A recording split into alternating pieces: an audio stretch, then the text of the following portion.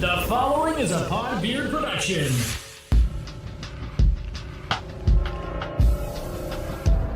Sharing the stories of the tortured and the haunted.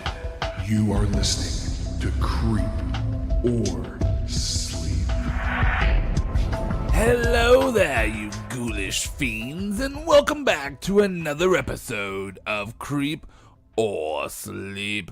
This is your lovely host, The Goon, and tonight's episode is all about those annoying, pesky phone calls. You know, the ones that call you during your dinner hour and try to sell you a magazine subscription that you're not even gonna read? Yeah, fuck those guys. So this story is by Reddit user First Breath 1, entitled, I Answered a Spam Call. Haunting, isn't it? There was no real reason for me to pick up the phone. The spam app on my cell called out the mystery number right away. But hell, I thought, fuck it. There was no one else left in life for me to talk to. Even a debt collector sounded good at that moment. My wife was murdered in 2015. There really isn't an easy way to start that other than just getting it out in the open early. It was a random robbery gone wrong. On one rainy night, some sick, tweaking fuck snuck into our house and shot her. The suspect was caught 2 days later and sentenced to life in prison. He still sits there today. I have worked in web development ever since. The job is remote, and the field caters to my hermit-like behavior out here in the woods of northern New Jersey. The lack of drug testing is really just an added benefit. I was perfectly free to fuck up the remainder of my own life. I don't have friends anymore. Not really. Sometimes, I guess it's easy to look for companionship in all the wrong places. Senior or junior? I replied to the lady with a sigh before settling into the armchair in my office with a bottle of wine. It was raining that night. The wind whipped the old pine tree in our backyard so hard I thought it might topple. Senior, said the pretty calm voice on the other line. She sounded familiar, but I blamed that notion on the half-empty bottle of wine. Apologies, ma'am, but Senior died 6 years ago, I said, a little annoyed at the lack of record-keeping at this place. She paused. Oh, gosh, that is not what we have here. I am so sorry, sir. We were not aware. Please forgive the intrusion and assumption. Would you mind pausing while I check my records? A filing cabinet clicked steadily in the background as static crinkled. My guess was that the woman held the receiver to her shoulder. I chuckled a bit at the lack of audio quality. No, that is okay. No problem at all. No worries. Why don't you start by telling me your name? I asked, cursing myself for the hint of shameless flirting at the end. She giggled. Something about that laugh was very familiar. My name is Emily, and I work with this credit card company, she said in a very rehearsed type of tone. Unfortunately, we cannot divulge which firm over the phone if you are not on the account, which you just admitted yourself, of course. Okay. I am guessing that you are Mr. Henderson's son, she mumbled while audibly thumbing through papers. Yes, ma'am, that's right, but it's been years. I could not possibly be stuck with the old man's debt, right? I asked hopefully. Well, let's check, shall we? There was a panic shuffling and opening of books in the background. I am so sorry, sir, she replied with a regretful tone. The rules are in one of those 3-ring binders, and they are very difficult to find. Please hold for a moment. That's okay. Did not anybody still keep records anyway? Do I get an email confirmation of this charge as well? I asked. Excuse me? Email, like electronic mail? A confirmation of the charge? I asked again, allowing my confusion to turn to frustration. What was this lady's problem? We don't do that here. Still a few years away from all those fancy features, she continued. But as you know, late payments are a pretty serious issue.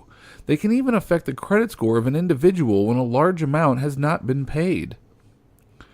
Okay, of course, I said, genuinely starting to grow worried and a bit flustered.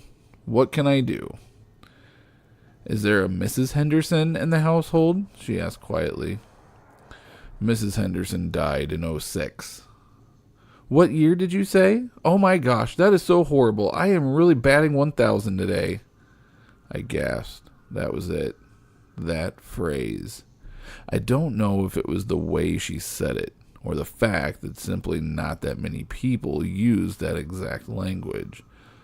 But as soon as she did, something clicked in my memory. My wife worked for a credit card company before we met, and her name was also Emily. The voice sounded like hers, but it was younger, more hopeful than I remembered. What is your last name? I asked. The line was silent. Look, I know, that's a weird question, but please, I think we know each other. I can't give that information out, she started. Okay. Did you go to Jefferson Memorial High School? Yes, she said, astonished. How did you know that? It was impossible. Emily was dead. The voice on the phone barely even sounded like her. It was her younger, happier, more optimistic.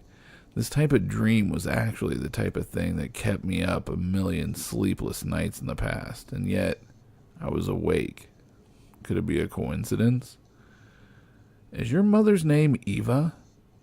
There was silence on the other end of the line, and then her mouse-like reply confirmed my suspicions. Who is this? I took a deep breath. Either I understood what was happening, or I lost my mind. Might as well enjoy the ride. This next question is going to sound strange. What is today's date? I am sorry, sir. What? One moment. She paused and shuffled around some more papers. Today's date is July 9th, 1999. It was impossible. Could it be the storm? The anniversary of her death? Emily, listen to me. Okay, sir, this conversation is getting a little strange. Let's keep it to the payment plan. Listen to me very carefully. One day, you are going to meet a man. You are going to love him, Emily, and he will love you more than you ever know. I had to give her something to remember. On your first holiday together, he will buy you one gift for all 12 days of Christmas. Sounds dreamy, she replied with a laugh and a sigh. Are you one of those psychics? I'm serious. You will marry this man, Emily. He will buy you the ring you always wanted. The ceremony will be in a beautiful one in your own hometown.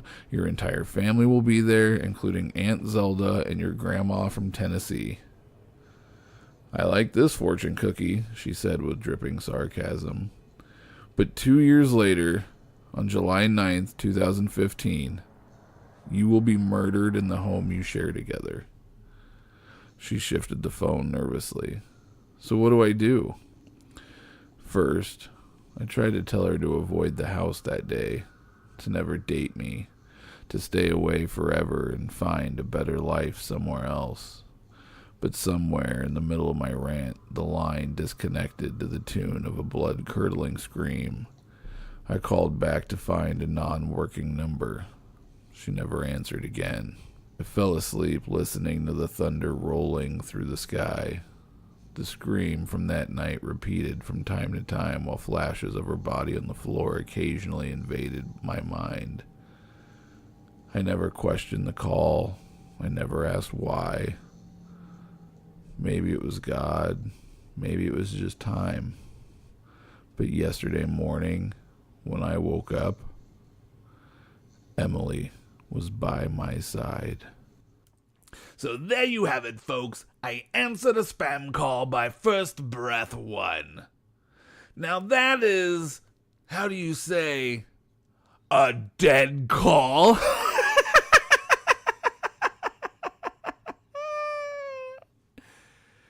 Be sure you tune in every week as we have more haunting stories for you to hear. And also listen to every other podcast that we have on the Podbeard Network. But be sure to listen to Creep or Sleep first, or I will come and get you.